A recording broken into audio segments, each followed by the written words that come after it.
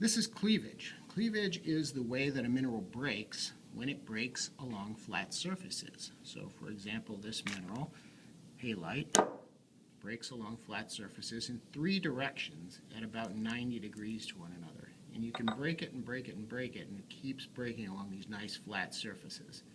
So you can have a number of different types of cleavage. Here's cleavage in one direction. And so in that case, it kind of breaks just in that one direction, peels off in thin sheets.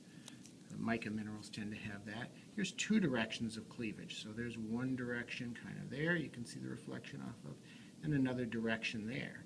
Now, these 2 sides are parallel, so that's one direction.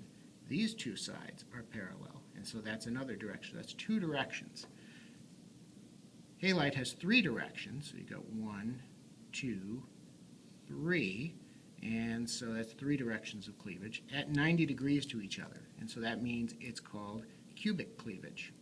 Now here's 3 directions of cleavage not at 90 degrees to each other, and that is called rhombohedral cleavage, and that's typical of calcite and dolomite.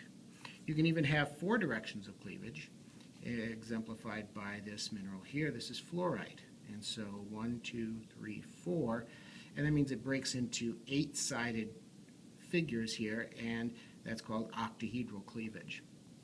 And you can even have 6 directions of cleavage, as in sphalerite here, so that's a lot of cleavage and pretty hard to demonstrate in a sample here, but believe me, there's a lot of different cleavages in there. So the ways to check for cleavage are to look for these reflections. Cleavage surfaces will reflect light very nicely like that.